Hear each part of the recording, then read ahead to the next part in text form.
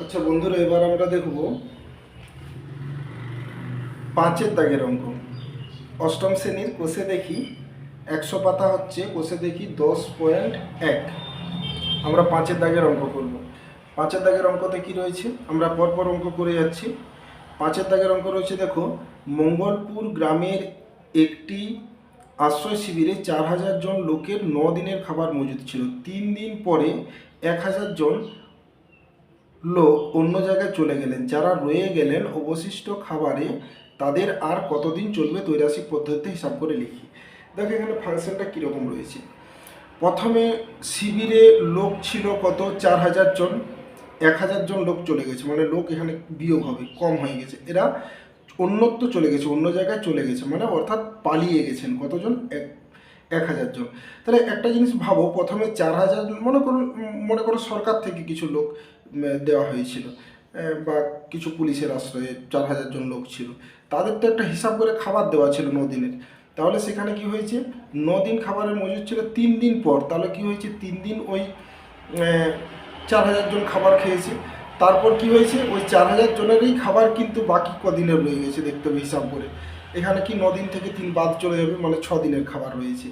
আর কি হয়েছে, 3000 জন মোট হবে। এখানে 4000 ছিল, 1000 পালিয়ে গেছে, অন্য জায়গায় চলে গেছে, অর্থাৎ কি 3000 জন লোকের বাকি খাবার কদিন চলবে।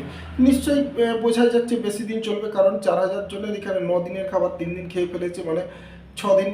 9 দিনের খাবার 3 দিন খেয়েছে, মানে 6 দিনের খাবার এখনও রয়েছে। আচ্ছা, এরপর কি হয়েছে, সেখানে 1000 জন চলে যাওয়ার পর মানে 3000 লোক, তাহলে দিন কদিন, ওই খাবার কদিন চলবে। ঠিক, এটা অ্যাকচুয়ালি এইখানে যোগ বিয়োগের একটা ব্যাপার রয়েছে, তো বিয়োগের ব্যাপার, যা হোক বিয়োগের ব্যাপার রইলেও কিন্তু একটা সমস্যাটা সহজেই বোঝা যাচ্ছে কি হবে। ঠিক আছে, তাহলে আমরা অঙ্কটা শুরু করি। ফার্স্ট সমাধান। এই প্রথমে আমরা সমস্যা করি, সমস্যাটা লিখি।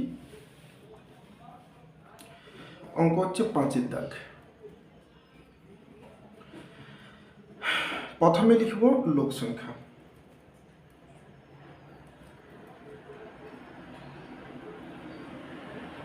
সমস্যাটি হলো, লিখতে হবে, সমস্যাটি হলো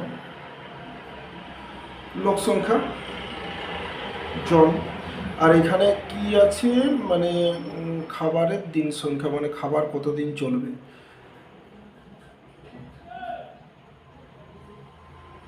আমি দিন সংখ্যায় লিখে দিই, দিন সংখ্যা, অসুবিধা নেই, দিন সংখ্যা লিখলেও চলবে। বাস, জনসংখ্যা তাহলে কতজন, 4000 জন। এখানে যেহেতু 9 দিনের খাবার ছিল, 3 দিন খাওয়া হয়েছে, 6 দিনের বাকি। আর 4000 জন লোক ছিল, তারপর 1000 জন পালিয়ে গেছে, মানে বর্তমান লোক রয়েছে 3000 জন। প্রশ্ন আমার এখানে, তাহলে এটাকে নেব, এটাকে নেব, এটাকে নিয়ে আমি হিসাব করব। তাহলে দেখো, আগে ছিল 4000 জনের 6 দিন হিসাব মতো খাবার রয়েছে, 3 দিন খাবার খেয়ে ফেলেছে। তাহলে 4000 জন লোকের খাবার রয়েছে 6 দিন, তাহলে 3000 লোকের খাবার, ওই খাবার বেশি দিন চলবে। 1000 জন যেহেতু তারা পালিয়ে গেছে অন্যত্র, তাহলে বেশি দিন চলবে। তাহলে সম্পর্কটি হলো কীরকম না, লোকের সাথে বা লোক সংখ্যার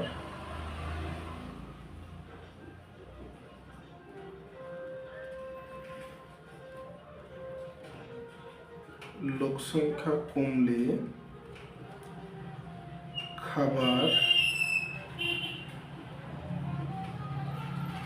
বেশি দিন চলবে।